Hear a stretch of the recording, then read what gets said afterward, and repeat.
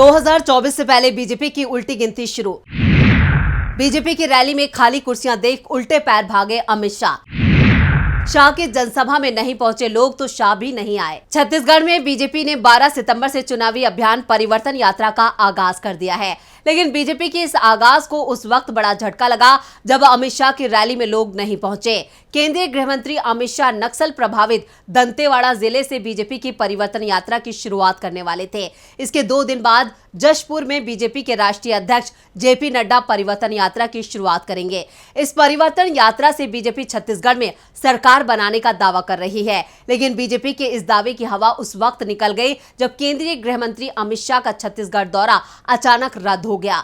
अमित शाह दंतेवाड़ा जिले में विधानसभा चुनाव का बिगुल फूंकने वाले थे, लेकिन रैली में भीड़ न जुटने के कारण शाह ने भी रैली में आने से मना कर दिया। बाद में केंद्रीय मंत्री स्मृति ईरानी को शाह की जगह भेजा गया। छत्तीसगढ़ बीजेपी की तरफ से परिवर्तन यात्रा की लगभग तैयारी पूरी कर ली गई थी, लेकिन अचानक अमित शाह का दौरा कैंसिल हो गया। इसके बाद सियासी हलचल फिर तेज हो गई। आखिर क्यों अमित शाह का दौरा कैंसिल हुआ, इसको लेकर चर्चाओं का दौर शुरू हो चुका है। कांग्रेस ने अमित शाह के दौरे को फ्लॉप शो करार दिया। क्या अमित शाह को खाली कुर्सियां देकर अपना कार्यक्रम रद्द करना पड़ा? इस पर करेंगे विस्तार से चर्चा। नमस्कार, मैं हूं परवीन शेख। आप सभी का हमारी स्पेशल रिपोर्ट में बहुत बहुत स्वागत है। छत्तीसगढ़ में इस साल के आखिर में विधानसभा चुनाव हैं। इन चुनावों को लेकर बीजेपी कांग्रेस से पिछड़ती दिख रही है।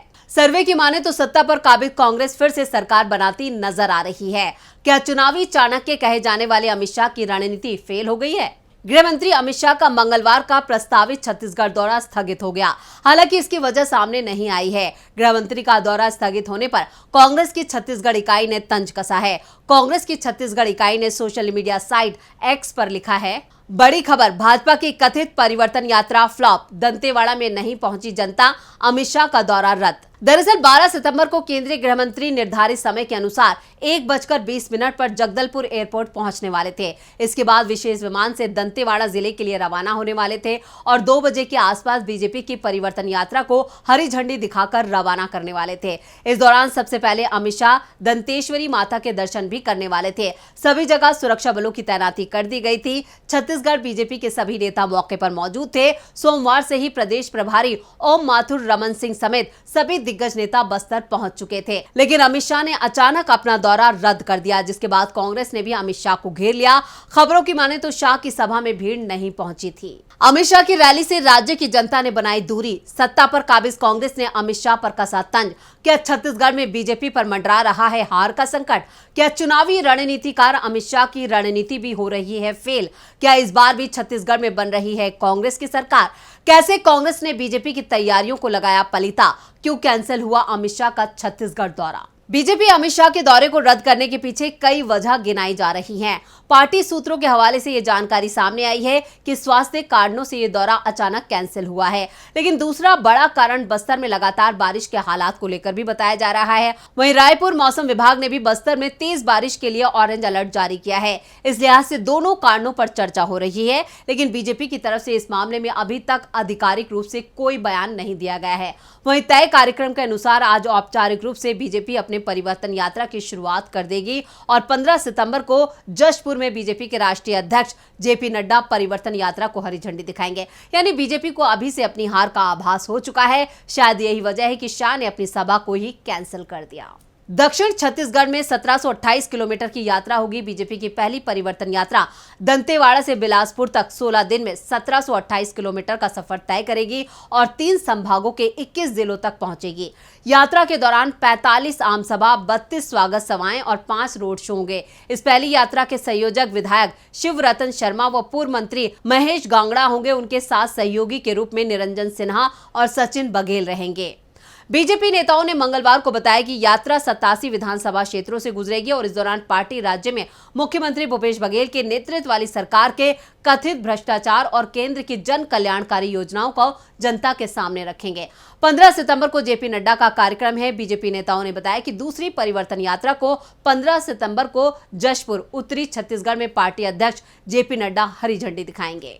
वहीं बीजेपी नेता अरुण साव की माने तो बीजेपी की पहली यात्रा 16 दिन में बस्तर, दुर्ग और रायपुर संभागों में 1728 किलोमीटर की दूरी तय करेगी, जबकि दूसरी यात्रा 13 दिन में बिलासपुर और सरगुजा के संभागों में 1261 किलोमीटर की दूरी तय करेगी। दोनों यात्राओं के दौरान 84 सार्वजनिक सभाएं, 85 स्वागत सभाएं और 7 रोड शो होंगे। यात्रा 87 विधानसभा क्षेत्रों में 2989 किलोमीटर की दूरी तय करने के बाद बिलासपुर में समाप्त होगी। साव ने बताया था कि समापन समारोह में प्रधानमंत्री नरेंद्र मोदी के शामिल होने की उम्मीद है। बीजापुर, सुकमा, अंतागढ़ निर्वाचन क्षेत्रों यानी माओवादी प्रभावित क्षेत्रों में यात्रा नहीं निकाली जाएगी। बीजेपी का छत्तीसगढ़ में श्री गणेश शुभ नहीं रहा।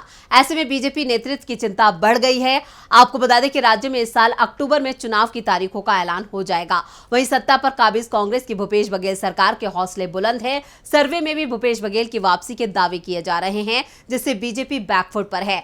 वहीं राज्य बीजेपी में अंदरूनी गुटबाजी और स्थानीय नेताओं की नाराजगी भी बीजेपी पर भारी पड़ती दिख रही है। छत्तीसगढ़ की कुल सीटों की बात करें तो 90 सीट में से 39 सीटें आरक्षित हैं, जिसमें 29 सीटें एसटी वर्ग के लिए और 10 सीटें एससी वर्ग के लिए रिजर्व हैं। बाकी की 51 सीटें यहां सामान्य सीटें हैं।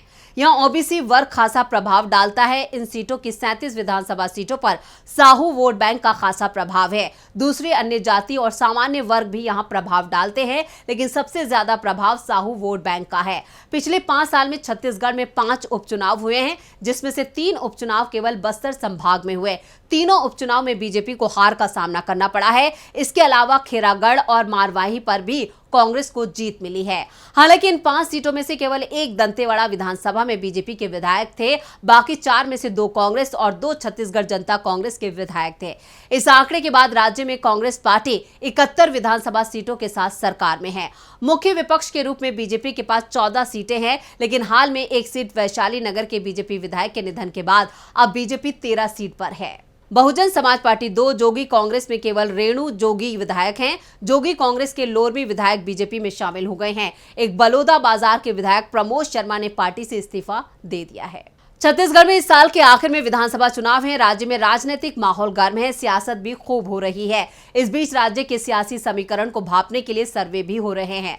छत्तीसगढ़ की 90 विधानसभा सीटों में से बीजेपी और कांग्रेस के खाते में कितनी सीटें मिल सकती हैं, इसको लेकर जो सर्वे सामने आया, उन्होंने बीजेपी की टेंशन बढ़ा रखी है। मौजूदा वक्त में राज्य में भूपेश बघेल के नेतृत्व में कांग्रेस की सरकार है। पिछले विधानसभा चुनाव में बीजेपी को हार का सामना करना पड़ा था। एबीपी सी वोटर सर्वे के मुताबिक जनता ने छत्तीसगढ़ की कुल 90 विधानसभा सीटों में से बीजेपी को 35 से 41 सीटें मिलने का अनुमान लगाया है। वहीं राज्य की सत्ताधारी पार्टी के लिए जनता का मानना है कि कांग्रेस को 48 से 54 सीटें मिल सकती हैं। इसके अलावा सर्वे में शामिल लोगों ने अन्य के खाते में 3 सीटें मिलने का अनुमान जताया है। अगर सर्वे के आंकड़े सही साबित होते हैं तो राज्य में एक बार फिर कांग्रेस की सरकार बनने की उम्मीद है। ये सर्वे 18 जुलाई से 19 अगस्त के बीच बताया जा रहा है। तो ये थी हमारी स्पेशल रिपोर्ट। आपको हमारा ये वीडियो कैसा लगा, नीचे कमेंट बॉक्स में अपनी राय जरूर दें और इस वीडियो को ज्यादा से ज्यादा लाइक करें और शेयर करें। देखते रहिए डीबी लाइव। नमस्कार।